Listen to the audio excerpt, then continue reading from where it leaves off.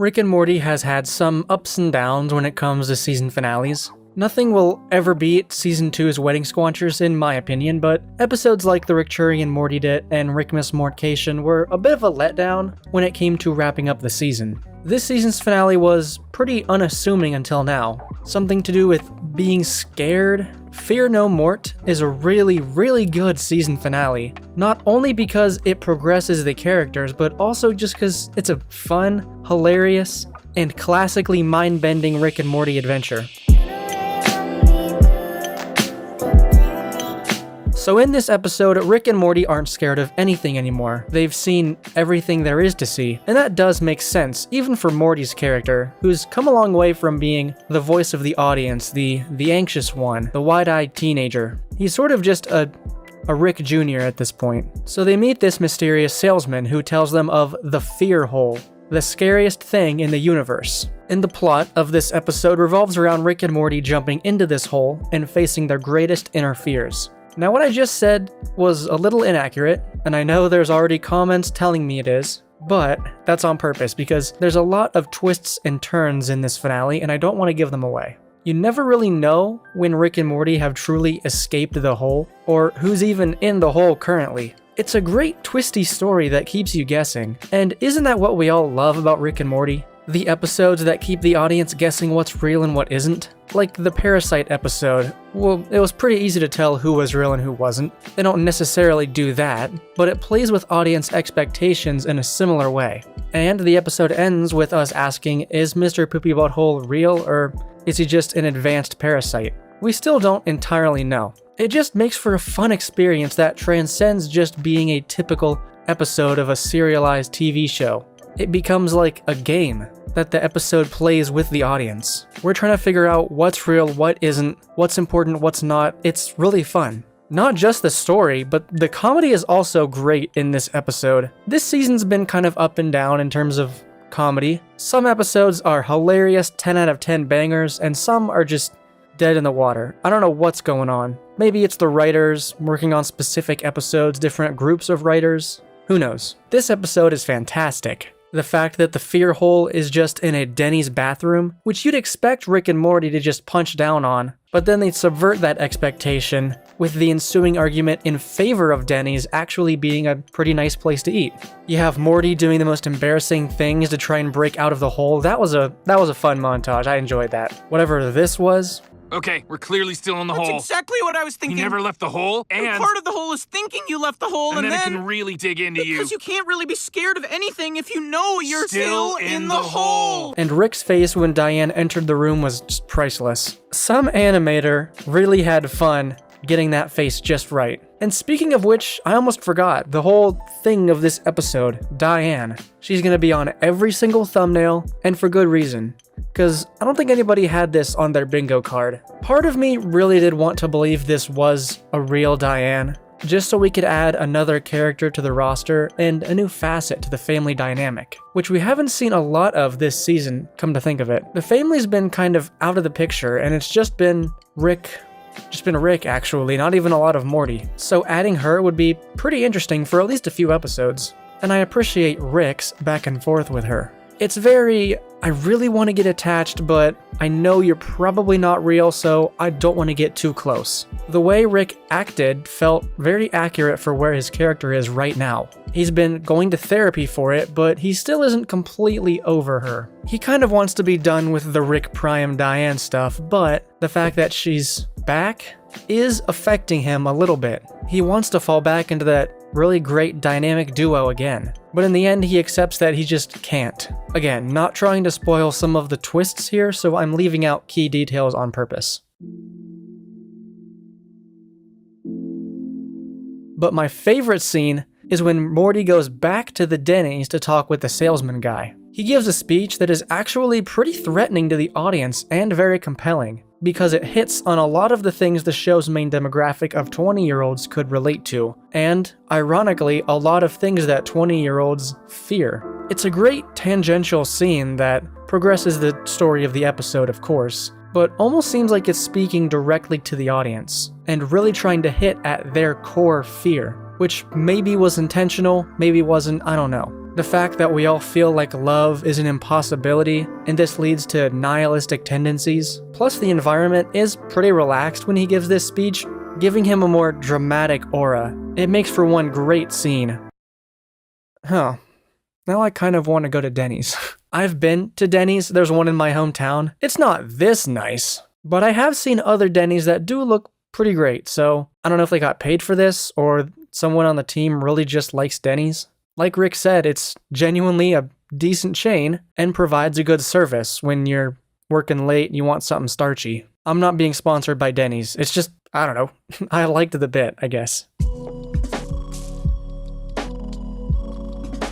So what makes this episode a great season finale? I've said a lot about what I've liked, but I don't think any of it really gets to the core of why this episode is going to become one of the new classics. It's not only because it's just a fantastically written and voiced episode in basically every department, but also because I think it's the first episode in a while that feels like the paradigm shift it introduces just might have some staying power moving forward. You know, this season we've seen Rick actually begin to open up a bit and deal with his traumatic past, an idea supported by the episode's ending. It's great to watch his nihilism wear down a bit, and we can see him start to enjoy life just a little bit more. Appreciate the small moments. Maybe it's just me, there's something so satisfying about watching characters like Rick become more optimistic. I think in general, a lot of the Gen Z population is going to develop this nihilistic tendency because of the perceived state of the world. And you can really feel the show taking some responsibility with the complex character that is Rick Sanchez. He's going to therapy, he's talking things out, and he's not perfect, not by a long shot,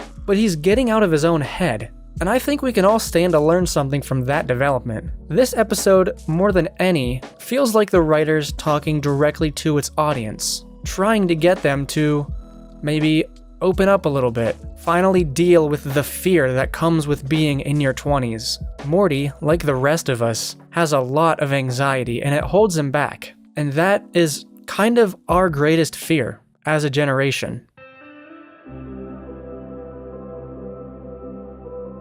So I just want to take a moment and sort of, in a more chillaxed way, reassess where we are with Rick and Morty.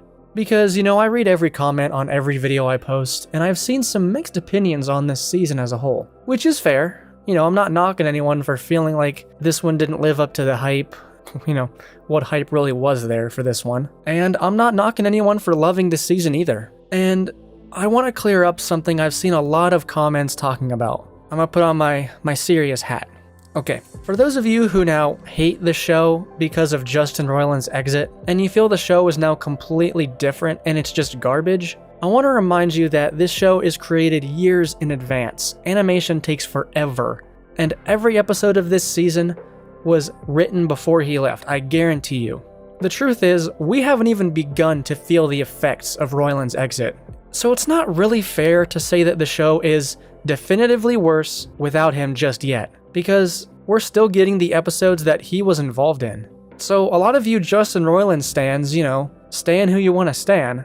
The episodes you're calling trash are episodes that he still worked on. Again, everyone's opinion is valid, and I know I'm stoking the flames here by just saying this. I'm just saying that maybe you shouldn't be so quick to completely abandon the show because one of the creators is now gone. If anything, from the behind-the-scenes drama that's come out, it sounded like he was becoming a real toxic influence on the show itself, so who knows? We might be better for it. What's the worst that can happen? We get less incest storylines? I mean, that's not...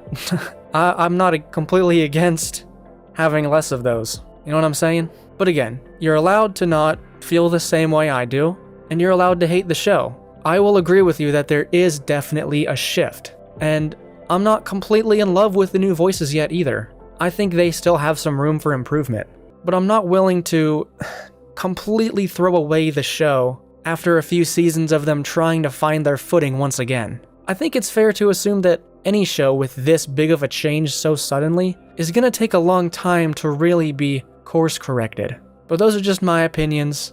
Again, you're allowed to have your own, and I'd love to read more of your comments about it. So, is this season good? Honestly, it's kind of hard for me to make a decision here. I think it's a very important season, there's no doubt about that. Most people seem to think it represents a positive change for the series in general. I've seen a lot of people come out of the internet ether saying that they love season 7, and I love that. In my opinion, the overall vibe of this season isn't exactly as strong as past seasons were. It's not exactly a standout, but the individual episodes themselves are mostly pretty strong. I'd say the weakest are episodes 1 and 8, probably. There were a few in there that were just okay or not great, but the highs were higher than the lows were low, if that makes sense. So overall, I think this season was pretty good, and the Jarek trap is still might be my favorite episode of the show overall. A lot of the episodes in this season have staying power, and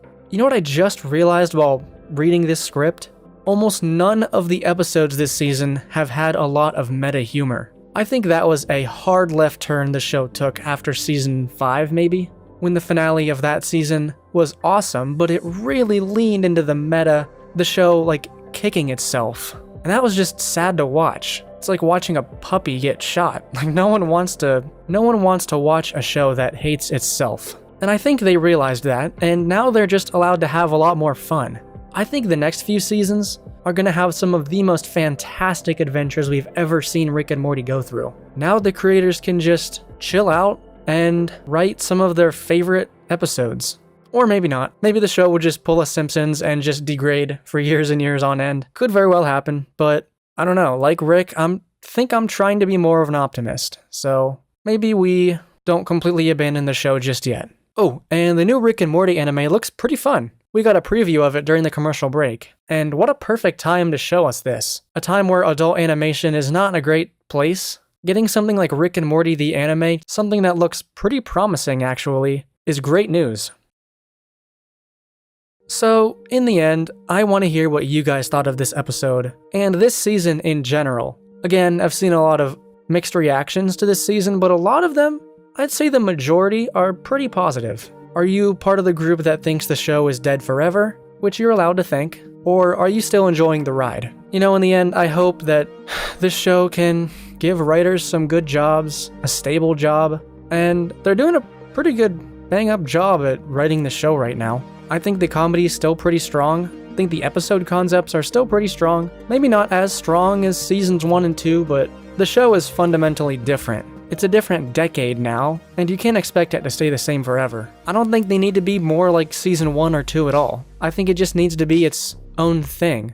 Rick and Morty representing our generation and the cultural shift it's going through. But anyway, that's enough philosophy for one video. My name is Candles, and I will see you in the next video.